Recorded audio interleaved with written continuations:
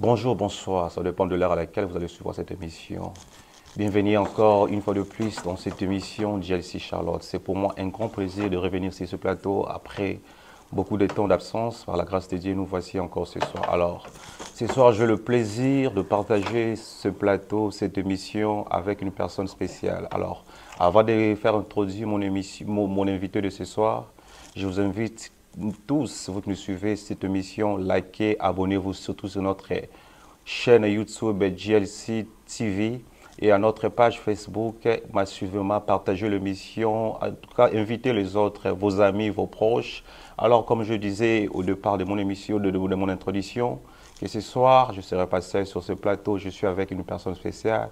Je sais que vous avez hâte de connaître qui je suis avec lui ce soir.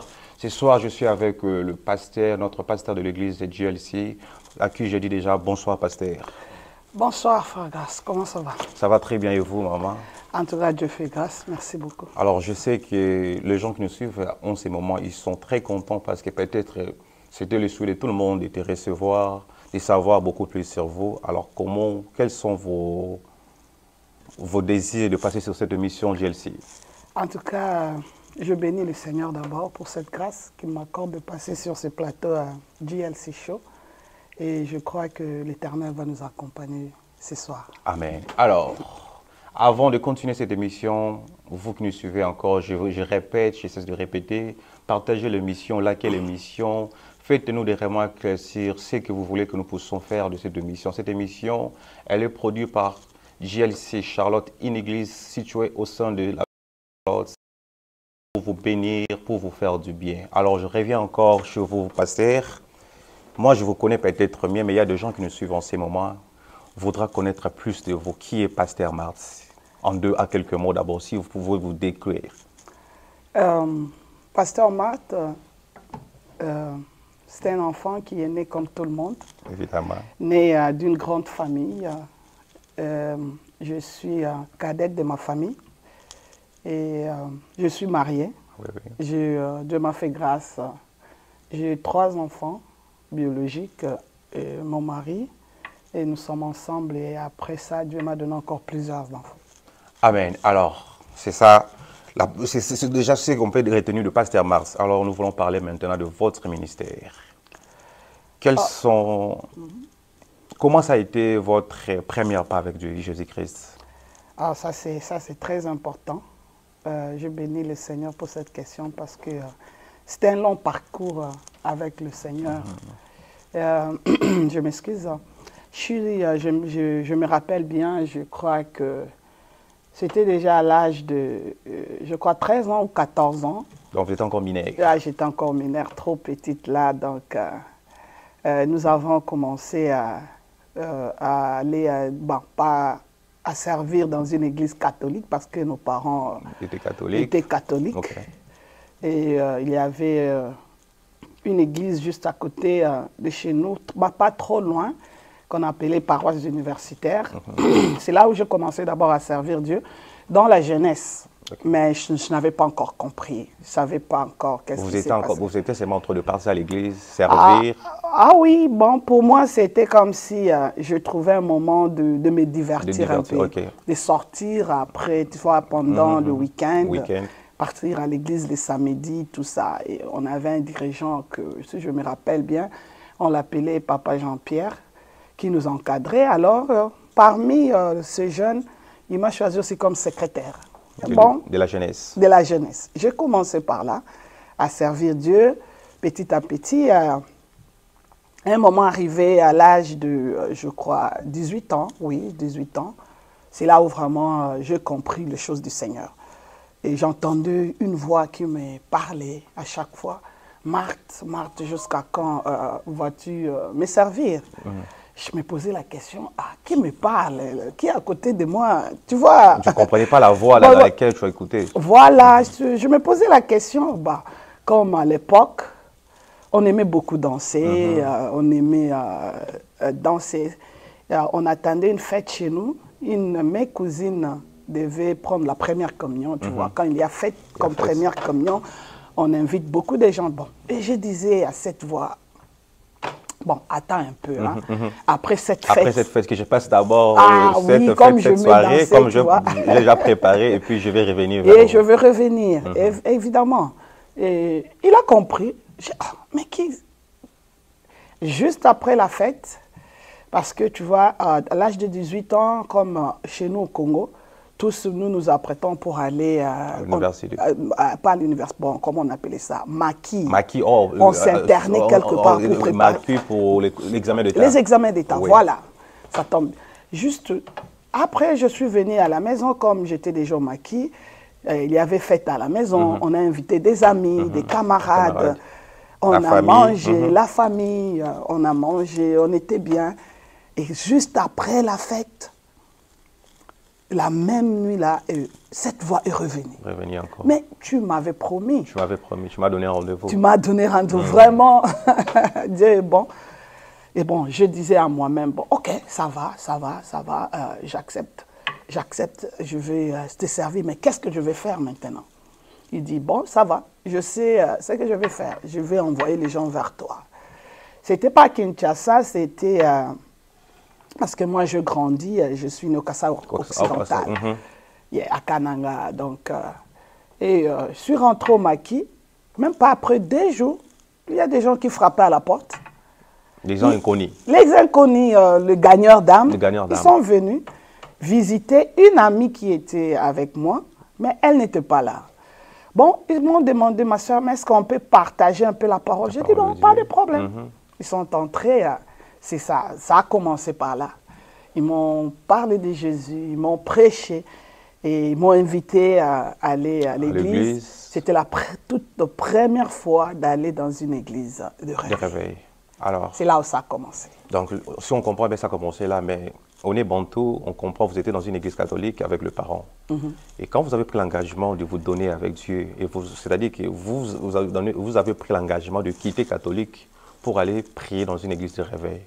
Vraiment, ça c'était une grande décision pour moi parce que mon père catholique, et ce n'était pas facile. C'est ça, c'est là où je voulais vraiment savoir, c'était quoi la réaction des parents? Évidemment, comme j'étais au Maquis, alors j'avais un peu une liberté de choisir où partir. Et lorsque le gagneur d'âme m'a invité, j'ai commencé à fréquenter leur église. Parce que j'étais en dehors de la maison. Mais quand je suis rentré à la maison, après le maquis, je n'ai pas attendu plus d'1 mois à la maison et je suis venu à Kinshasa. Ok. Oh, donc vous êtes séparé avec le parent? Avec le parent. Quand je suis venu maintenant à Kinshasa, et là où nous sommes, on grandissait ensemble avec mes frères et mes soeurs, c'est de là où maintenant je commençais à voir dans quelle église où aller, où fréquenter. Et c'était quoi les difficultés que vous avez rencontrées? Vous étiez jeune, encore jeune, comme vous avez dit, vous aimez danser, mais maintenant là, tout devait changer. C'est-à-dire que vous devez faire des choses autrement. C'était quoi les difficultés que vous avez rencontrées au début? C'était pas facile d'abandonner, dire directement que j'avais abandonné. C'était pas facile. Il y a des fois, on revenait à ça, mais comme vraiment j'aimais Dieu, j'aimais le Seigneur, et je voulais surtout, j'avais une curiosité de connaître, de savoir beaucoup de ces dieux-là. Parce que quand je suis partie dans cette église à Kananga, et vraiment j'ai vu la manifestation du Saint-Esprit, on a prophétisé sur moi, c'est que je n'ai jamais vu toute ma vie, parce que je suis catholique. Ils m'ont même dit comment mon parcours, comment ça va se passer. J'étais étonnée, j'étais bouleversée. Et je suis rentrée chez nous à la maison après les examens d'État. Je disais à mon père que je ne pouvais pas rester là-bas. Je devais partir à Kinshasa, parce que à Kinshasa, là, on vit seul avec nos frères, on a grandi ensemble. Et j'ai cherché une église Pour aller fréquenter. Pour aller fréquenter. Et je ne savais pas quelle église aller fréquenter. Et quand je commençais l'université déjà, bon, j'avais un peu de difficultés au niveau de l'université, tout ça. J'étais juste devant la parcelle, chez nous. J'ai vu aussi des jeunes hommes qui passaient devant la maison et ils parlaient aussi de Jésus. Ils m'ont vu. C'était l'année 2000 déjà. 2000, ok. L'année 2000, ils ont commencé à m'exhorter et parler. Directement, c'était l'apôtre Eric Kaloy. Wow. Il était parmi ces gens, les deux personnes. Et il m'a dit, non, ma soeur, tu sais, tu as d'ailleurs un problème. Tu as un problème, ceci, cela, ceci. Il a prophétisé sur moi. Puis je me suis intéressé, j'ai dit, quelle église que vous fréquentez? Il a dit, non, je vous invite, tout ça, tout ça. Il m'a invité à l'église. C'est là où maintenant nous avons grandi ensemble dans le Seigneur. Alors, je voudrais tout au long que tu me répondais que ce n'était pas facile, il y a des difficultés. Tu avais quand même laissé, puis tu revenais encore à ce que tu devais faire danser. J'aimerais, à ce moment ici, il y a de jeunes gens qui nous suivent. Des jeunes gens qui ils ont aussi la volonté, ils ont l'amour de donner leur vie à Jésus-Christ. Mais il y a aussi le même problème que toi, tu as rencontré dans le passé. C'est-à-dire que tu veux aussi aller, tu veux te donner à Jésus-Christ, mais il y a aussi une voix qui te réclame dans le monde. Quel conseil que tu peux donner à ces gens-là par rapport à votre expérience? Oui. Merci beaucoup pour cette question. Là, vraiment, ce que je peux demander aux jeunes hommes, il n'y a que l'Esprit de Dieu qui peut t'aider. Il y a d'autres choses, tu peux forcer par toi-même, mais tu n'arrives pas. C'est très, très, très difficile, mais dans la présence de Dieu, dans la communion avec le Seigneur, au fur et à mesure que tu te donnes, tu montres au Seigneur ta soif, il y a d'autres choses qui vont te laisser. Ça va partir de soi-même et tu ne vas pas t'imaginer comment cela va s'opérer. Alors, tu t'es donné à Dieu, tu devais commencer aussi l'université.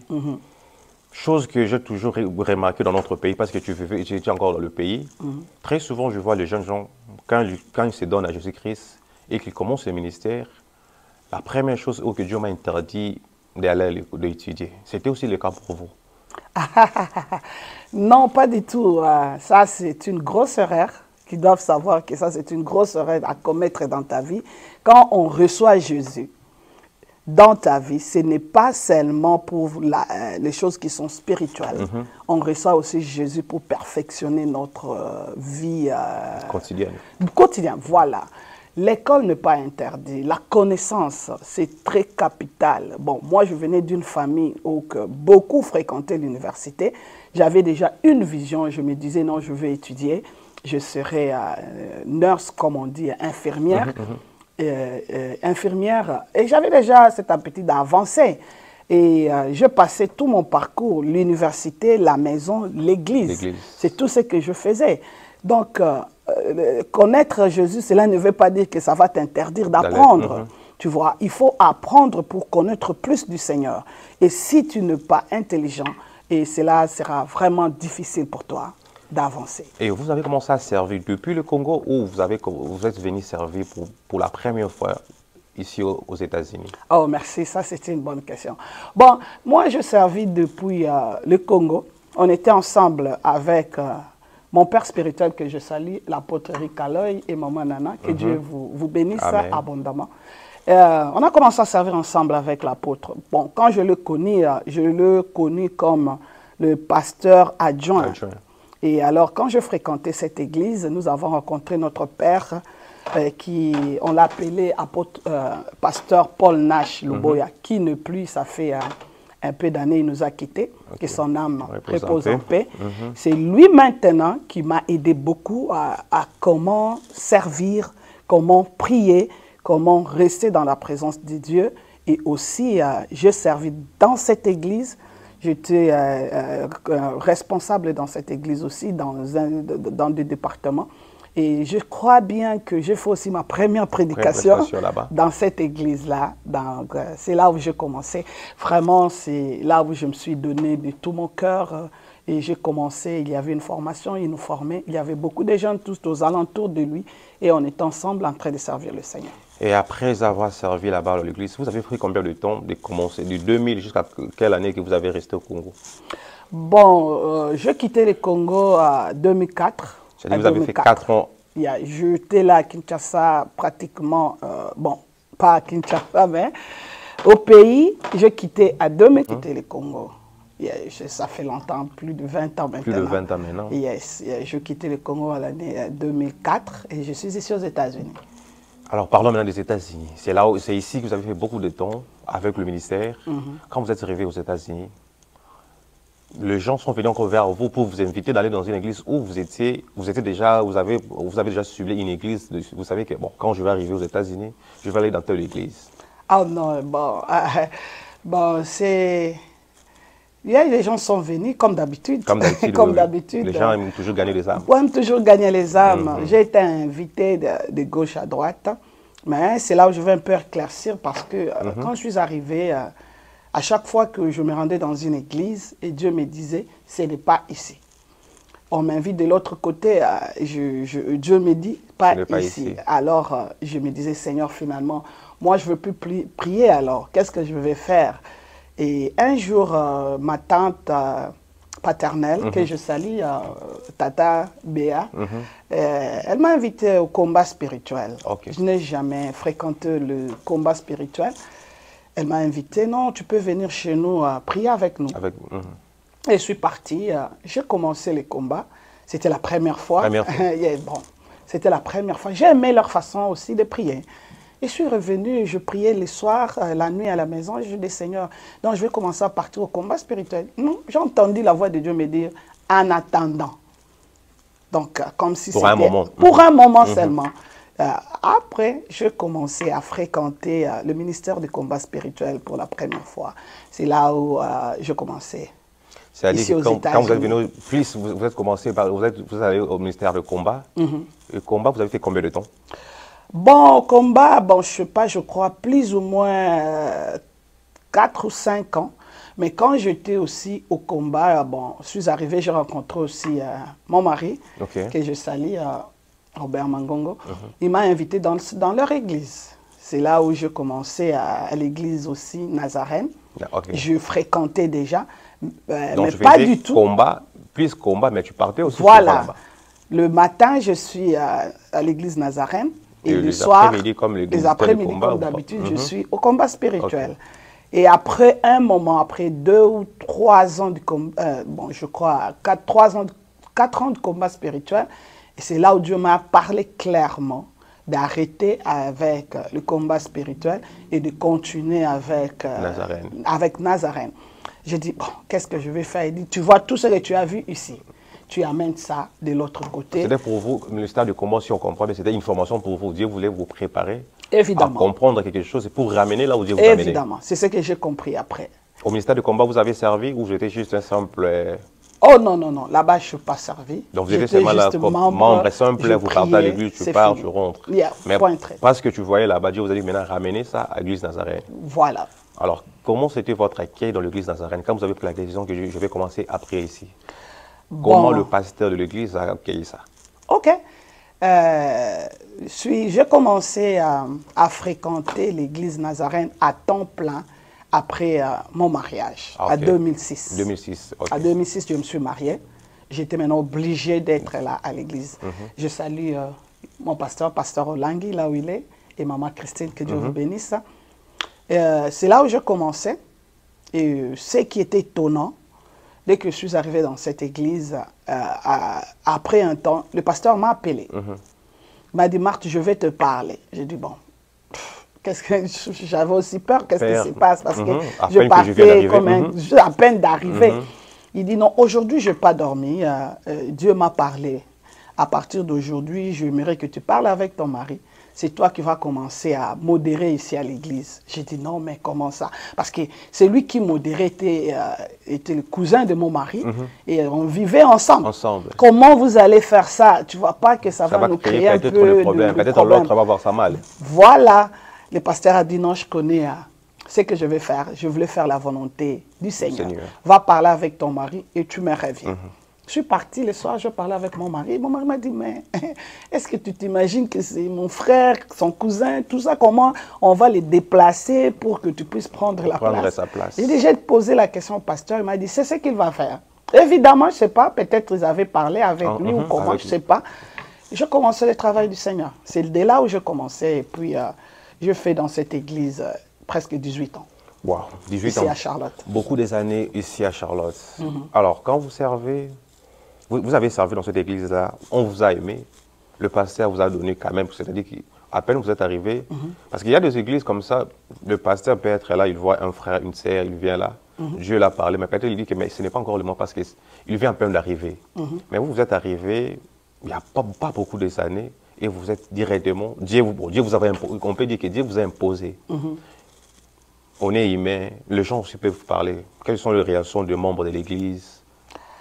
En tout cas, tu sais, à chaque fois quand tu arrives quelque part et que c'est pour la première fois, peut-être le début, on ne va pas te comprendre. Mais c'est après qu'on va comprendre que certainement c'était Dieu. Parce que c'est ces jours-là que je posais même la question à mon mari, je lui ai dit, bon, comment cet homme vraiment, il prie le Seigneur? Parce que je ne lui ai jamais parlé que j'ai servi au Congo.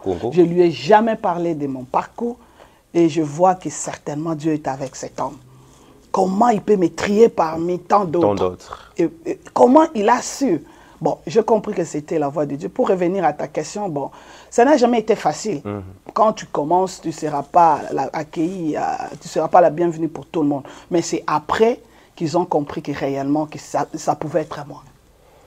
Ça pouvait être à toi. Et vous avez servi pendant 18 ans, comme vous avez dit. Yeah. Ma question est celle-ci. On dit souvent que prier aux états d'abord c'est difficile. Et vous êtes une femme, vous venez de se marier et vous devez servir maintenant à temps plein à l'église. Quelles sont vos difficultés que vous avez rencontrées? En tout cas, beaucoup de difficultés. Ce n'est pas facile. Dans ce pays, si tu n'aimes pas le Seigneur, tu ne vas pas servir Dieu. C'est ça d'abord la première des choses. Parce que marié, jeune marié, j'avais à cette époque, je crois, 25 ans, 26 ans. Et avec mon mari, et subitement, après une année, on a commencé à avoir des enfants. Malgré ça, on était là. J'étais là pour le Seigneur. Et j'étais accroché vraiment à Dieu. Et comme je mets le Seigneur, et je continue mon parcours. Alors, vous avez fait 18 ans avec le pasteur, c'est-à-dire que j'imagine déjà le pasteur était déjà habitué avec vous. Et le pasteur ne s'attendait jamais de la séparation. La séparation fait toujours mal. Et le jour, c'était déjà comment? C'était quand? C'était quoi l'idée? Je ne sais pas l'idée, ou c'était quand vous avez écouté la voix de Dieu que vous devez quitter l'église Nazarène? En tout cas, oui, comme vous dites, on était déjà habitués avec le pasteur. J'étais vraiment proche de lui. Et je travaillais pour le Seigneur. Il savait ce que j'étais. Je n'étais pas seulement sa fille, mais j'étais aussi sa confidente. Parce qu'on avait beaucoup de choses qu'on faisait ensemble. On parlait beaucoup et dans le service du Seigneur. Parce que passer avec quelqu'un de 18 ans, ce n'est pas facile. Ce que j'aimerais souligner, c'est qu'on était nombreux. Quand on avait commencé, on était nombreux. Le pasteur avait, je crois, plus de dizaines de gens à côté de lui. Et oui, beaucoup de gens vraiment qui servaient. Et j'étais là au milieu. Mais je suis arrivé parmi ceux qui sont restés avec lui vers sa fin. Bon, pour revenir à ta question, qu'est-ce que vous avez posé comme question? La séparation, comment le pasteur a réussi la nouvelle que... parce que j'imagine que vous avez, je sais pas, vous avez reçu un message, ou peut-être au fond de vous, vous avez senti que c'était le moment de vous pour vous séparer. Et vous êtes allé quand même voir le pasteur pour lui dire que, pasteur, regarde, Dieu va dire, c'est peut-être moi, tel. Comment le pasteur a réussi ça? Ça, c'est une bonne question, parce qu'on doit éclairer vraiment l'opinion à savoir. Parce que, tu vois, quand tu restes avec quelqu'un, après beaucoup d'années, et quand tu quittes, et que les gens ne savent pas les coulisses. Qu'est-ce qui s'est passé? Bon, on a été traité de tout. Bon, tout le monde croyait, bon, pas croyait, se disait, bon, elle a quitté, elle est dans la rébellion, tu vois. Elle est dans la rébellion, elle est partie. Bon, aujourd'hui, je vais parler, ils vont savoir qu'est-ce qui s'est passé. Merci pour cette question. C'était déjà, on était dans 40 jours et 40 nuits de prière. Et j'avais déjà reçu le message une année avant, avec mon père spirituel, l'apôtre Eric Kaloy. Mais je fais semblant, je refusais parce qu'il m'a dit, Marthe, je priais, parce que quand il est venu au Canada, on avait gardé contact. Et puis il m'a appelé, il a dit, Marthe, je priais, Dieu m'a donné ton message. il est temps que tu quittes là où tu es pour commencer le ministère. Le ministère. J'ai dit, ah, oh là là, comment je vais encore quitter? Parce que j'étais déjà presque pasteur. Pasteur là-bas. Je faisais tout. Tout était entre mes mains. Tout, je faisais. Le programme. Le programme, tout, l'organisation de l'église. J'étais pratiquement comme le pasteur adjoint. Je servais le Seigneur. Et après, je ne suis pas revenu. Et tu vas me le dire. Alors, ça a pris presque une année. Je fouille, j'ai dit non, je suis bien ici, tu vois.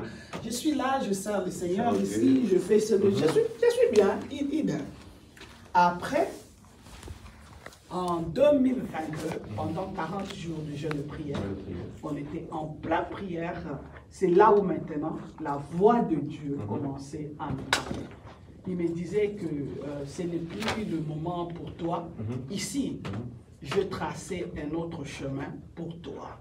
Je disais, mais bon, la première des choses, mon mari, tu vois, c'était son église. Comment je vais lui parler? Après 2 semaines, le pasteur m'a demandé de prêcher. Quand on a prêché, je prêchais, j'ai fini. Nous sommes rentrés à la maison. J'ai entendu mon mari me dire, ah, bon, comme on aime un peu, je blaguais. Petit, je regarde, ah, Ninyango. Il dit, mais toi, la parole que tu as donnée aujourd'hui, toi tu es déjà un pasteur. Hein? J'ai dit, ah bon? Et la voix de Dieu me disait, voilà, je l'ai déjà convaincu, je vais lui parler. Il dit, mais j'ai eu l'impression que tu es en train de passer le temps. Les temps, on doit...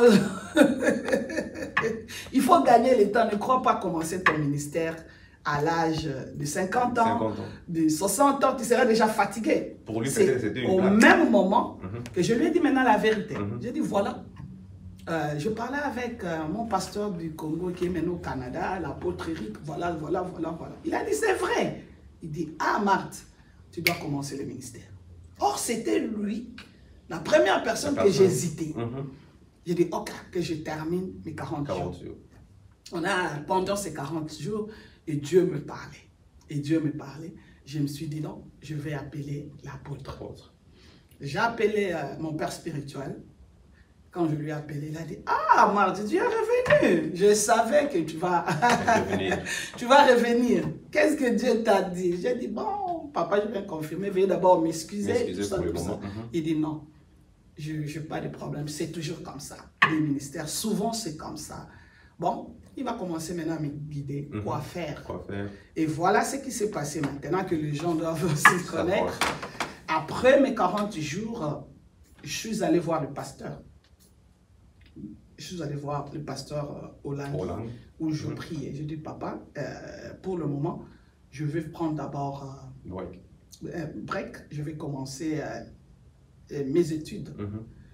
Et après ça, je lui ai dit aussi ce que le Seigneur m'a dit. J'avais écrit ma démission sur la lettre. Et je lui ai fait introduire cela. Bon, pour lui, il croyait que c'est pour un temps seulement. Et puis vous allez revenir. Et je vais revenir. Tu vois, on a bien parlé. Je suis parti, j'ai commencé à faire, j'ai dit, bon, je ne saurais pas être là à l'église à temps plein. Mon travail, l'école, ce que je fais, ma maison, ça serait difficile que je sois ici. Je vais commencer, serait difficile. Alors, ça serait difficile que je sois à l'église. C'est pour cela que j'ai fait entrer ma démission. Si quelqu'un d'autre peut déjà me remplacer. Et je me suis retiré. C'est comme ça que vous avez retiré. Voilà, c'est comme ça que je me suis retiré. Et j'étais entré dans la formation avec l'apôtre. On était dans la formation. Je finis ma formation. Et le temps est arrivé que je puisse commencer le ministère. Je suis reparti chez lui comme un père. Voilà. On a parlé. Il n'était pas seul. Mon mari était avec moi. Sa femme était là. Je crois bien papa Jean aussi était là. Conservé avec lui. Je ne sais pas s'il y avait quelqu'un d'autre. Je ne crois plus. On a parlé à l'amiable. D'ailleurs, j'étais étonné. Mon père, papa pleurait. Il essuyait les larmes dans ma présence parce que c'était un choc. Et il m'a béni. Il a prié pour moi. Il m'a béni. Il a dit que Dieu t'accompagne. C'est là où je suis sorti. Alors, s'il y a des gens qui se posaient des questions, je crois qu'aujourd'hui, les gens quand même sont éclairés. Merci. Par rapport à votre rêve. Mais moi, je vous connais depuis que je suis venu aux États-Unis. J'ai eu la grâce de connaître qui vous êtes. On peut tout me dire de vous, mais je connais peut-être que tu es humain, je peux avoir des défauts comme des qualités, mais tu as beaucoup de qualités. Mais il y a une question que je voudrais poser, peut-être pour clore ces dossiers, pour clore ces sujets. C'est un sujet dans lequel peut-être je vais peut-être pas discuter, mais je me suis déjà peut-être mal répondu quand les gens te tassent des choses. Et les gens, les gens disent que tu avais pour toi une mission déjà quand tu es parti dans l'église Nazareth, qu'un jour tu vas quitter l'église, mais tu voulais d'abord voir la reine de l'église, la position de l'église. Selon les gens, ce qu'ils disent, moi je dois vous transmettre ce que les gens parlent. Et je veux que tu se parles de ces sujets pour de bon. Les gens disent que tu as viré presque tous les gens qui servaient là-bas.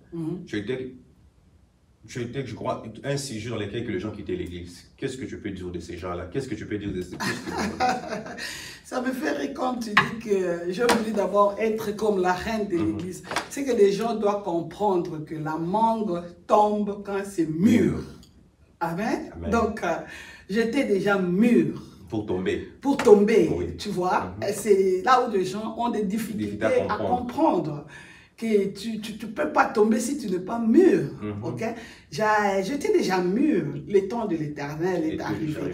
Et je crois bien que mon pasteur, à plusieurs reprises, d'ailleurs je rentre un peu en arrière, à 2012, il est venu chez moi avec sa femme.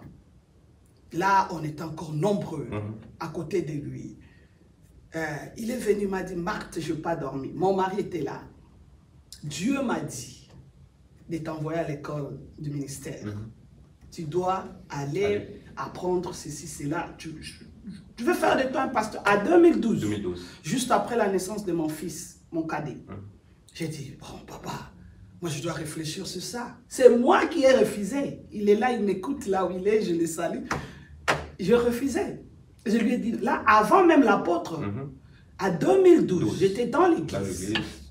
Et or, il y avait les gens aux alentours de moi qui attendaient ça. Et alors, papa est rentré, il dit, mais je ne comprends pas. Cette fille, Dieu m'a parlé d'elle, mais elle a refusé. Mais il y a des gens qui sont ici qui attendent ce genre de proposition. Voilà, qui attendent cette proposition. Moi, je refusais. Mon mari était là, je refusais. Je dis, oh non, parce que tu vois, on était nombreux. C'était comme une bataille.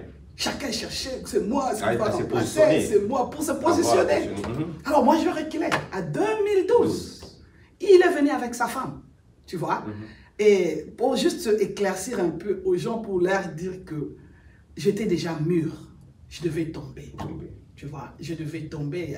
Et alors, je n'attendais pas que c'était le moment du Seigneur. C'était venu, j'avais refusé. Il connaît. Papa est venu, m'a dit. Et alors, à 2016, quand moi je suis reparti vers lui, pour commencer à lui dire que je suis prêt, parce que Dieu a commencé aussi à me parler dans l'église, que maintenant tu dois faire ceci. Papa, bon, ça a commencé un peu de gauche à droite. Et je me suis dit, tu vois, et je me suis dit, je dis que le Seigneur seul connaît.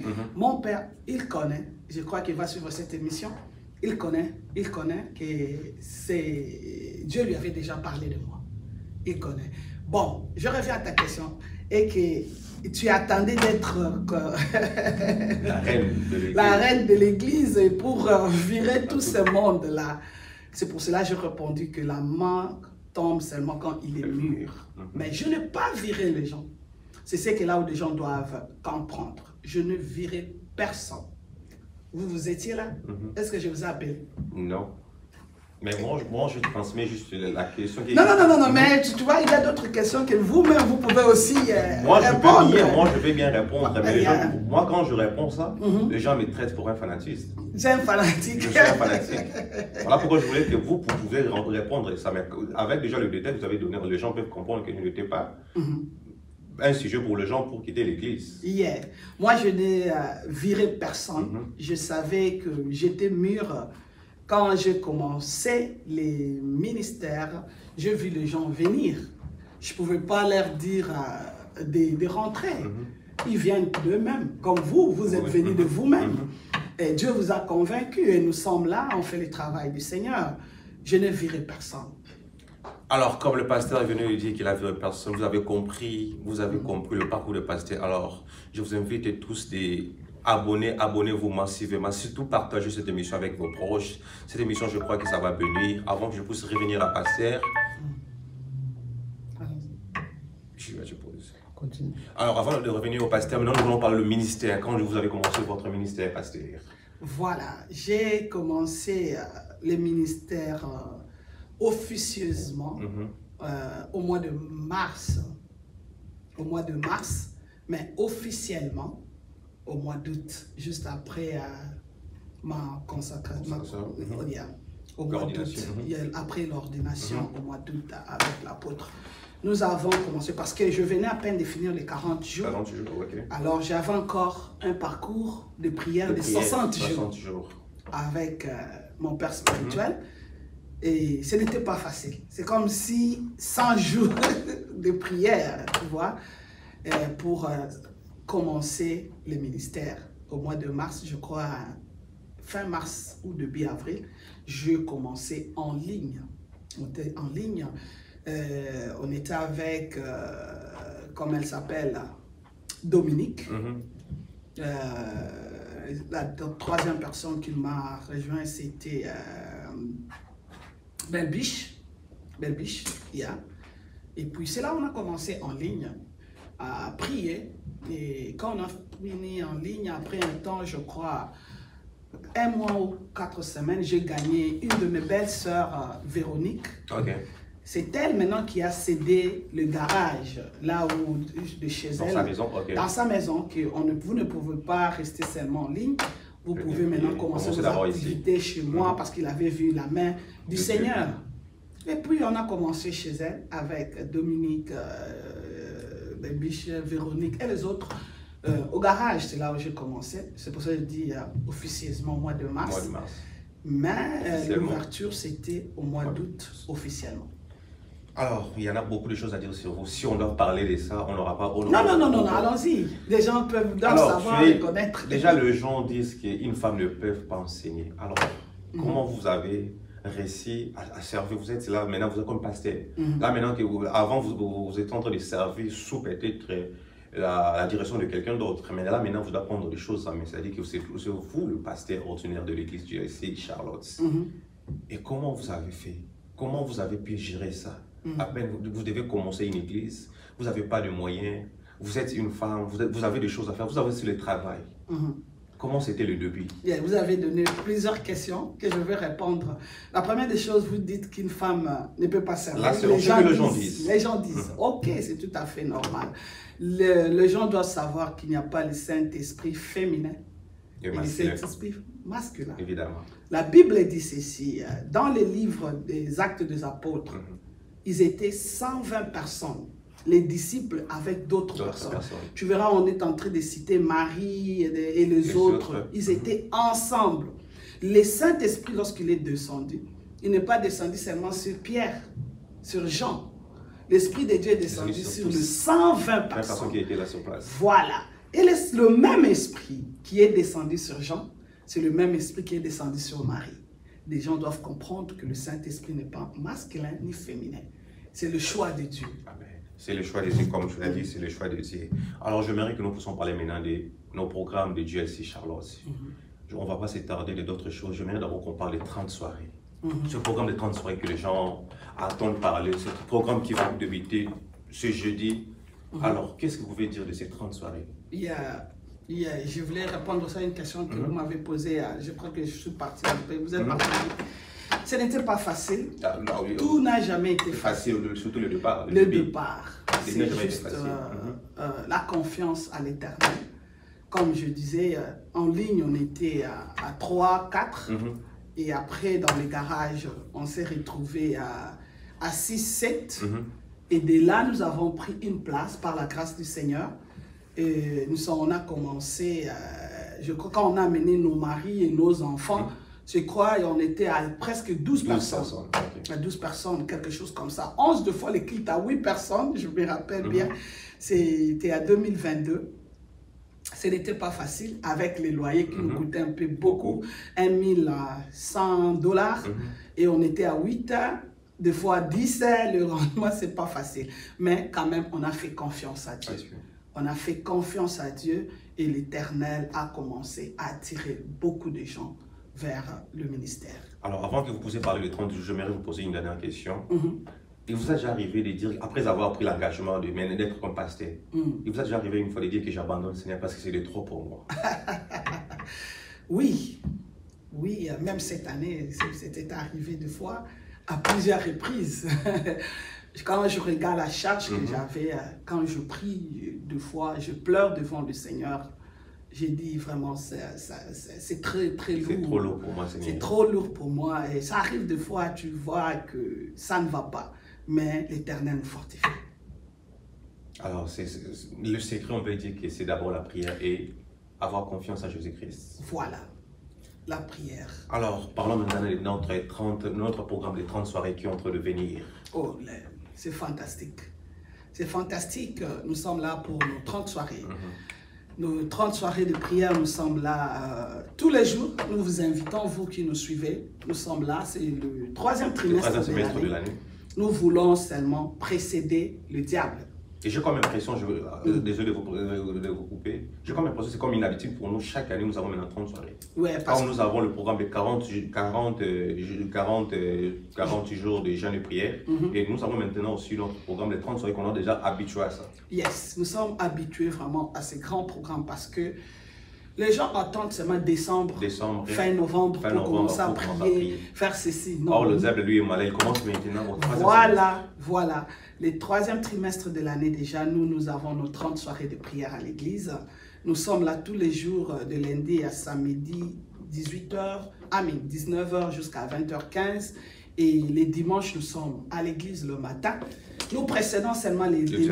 J'ai toujours dit qu'après ces 30 soirées, toujours, nous célébrons déjà bonne année. Bonne année. Après, c'est bonne année. Voilà. C'est ça au moins. Ça serait des moments fantastiques avec le Seigneur. Nous vous invitons. Ne manquez pas. Veuillez venir visiter nous sur l'adresse qui est en train de passer sur le bas. Alors, comme vous avez dit, comme le pasteur, en tout cas ce soir, c'était vraiment un grand plaisir de recevoir le pasteur. C'est pour moi un privilège, un honneur de vous recevoir pour la première fois sur cette émission du GLC Show. Merci. Alors, je vous invite tous qui nous suivez, abonnez-vous massivement. Cette émission, comme je le dis toujours, qu'elle est produite par cette église GLC Charlotte. Cette église, elle est située au centre de cette ville de Charlotte. Alors, nous avons un grand programme de 30 soirées, comme le pasteur vient de dire. Tu as le temps, tu es ici, habitant de Charlotte, des entours, tous les villes proches, et tu as le temps de venir participer. N'hésitez pas, viens participer dans cet événement que nous allons commencer le jeudi. Viens, Dieu va nous faire du bien tous. Alors, pasteur, vous avez quoi à dire? Vraiment, je bénis le Seigneur parce qu'avec ces grands thèmes que nous allons aborder, Éternel, exauce-moi. Exauce-moi. Éternel, exauce-moi. Ne manquez pas, venez. Ne t'inquiète pas là où tu es. Viens et vois la gloire du Seigneur. Ce que Dieu peut faire dans ta vie. Il y a un Dieu qui exauce. Il y a un Dieu qui bénit. Il y a un Dieu qui délivre. Nous vous invitons, que tu sois malade, que tu aies des problèmes. Viens voir la gloire de Dieu. Nous sommes là pendant 30 jours de prière. 30 soirées, nous sommes là à l'église. Nous vous invitons. Vraiment que l'Éternel vous bénisse. Alors nous chutons déjà presque vers la fin de notre mission. Si vous avez un mot, un message à dire aux enfants de Dieu, à ceux qui nous suivent, quel sera le message que vous pouvez envoyer, étant que pasteur de GLC Charlotte? Oh, les enfants de Dieu de l'église ou les enfants de Dieu en général, le peuple de Dieu qui nous suit, parce qu'il n'y aura pas seulement que les enfants de Dieu qui vont nous suivre. Le message que je peux envoyer aux enfants de Dieu maintenant, à tous les enfants de Dieu, que le temps nous presse. Jésus-Christ revient bientôt. N'attends pas demain. Si tu m'écoutes, il est temps de trouver une bonne église pour toi. Et accroche-toi au Seigneur. Donne ta vie réellement au Seigneur Jésus-Christ. Crains Dieu et marche avec lui. Tu verras sa gloire. Amen. Comme vous avez écouté, c'est ça le message que le pasteur nous a donné ce soir. Alors, pour tous qui nous avez suivis, merci de faire le choix de GLC Charlotte et GLC Charlotte qui est cette émission. Alors, nous sommes presque arrivés à la fin. Il y aura quand même des moments où j'aimerais que vous avez aussi des gens qui nous suivent. Peut-être vous avez quelques gens à saluer. Je vous laisse le moment de saluer quelques gens, quelques membres qui sont chers pour vous. Ok, je Vous salue. ne saurez pas saluer tout le monde. Je ne saurais pas saluer tout le monde. Et surtout, je ne saurais pas dire les noms. Parce que je risque si tu d'oublier pas quelqu'un et ça va créer des problèmes. Pasteur ne m'aime pas. Pasteur ne m'aime pas. Vraiment, je salue tout le monde partout où vous nous suivez.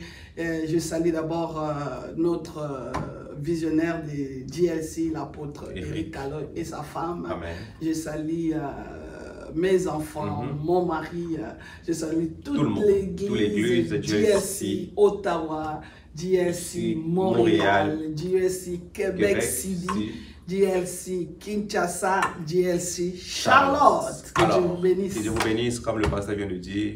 Moi aussi, je ne saurais pas saluer tout le monde ce soir. Je salue tout le monde, vous tous que vous avez pris le temps de nous suivre. Je vous salue, mais je ne quitterai pas cette émission sans pour vous dire merci à celui qui était derrière le caméra ce soir, le frère G, ainsi qu'il était accompagné de notre papa. Il était là pour nous soutenir, pour nous assister.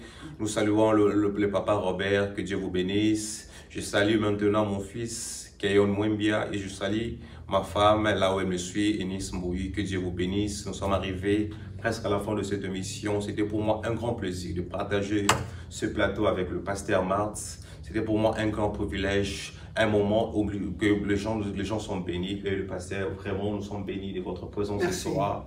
Merci pour tout. Merci pour votre engagement avec Dieu. Merci pour le temps que vous avez accepté de venir partager avec nous. Vraiment, nous sommes arrivés à la fin de cette émission. Que Dieu vous bénisse. Si vous avez un mot, je vous laisse encore dire quelque chose avant de clôturer cette émission. Non, c'est moi qui vous remercie parce que c'est la première fois d'être là dans GLC Show et que Dieu vous bénisse. Merci. Amen. Alors, nous sommes vraiment arrivés à la fin de notre émission. D'ici là, portez-vous bien, que Dieu vous bénisse. Bonsoir chez vous. Bonsoir.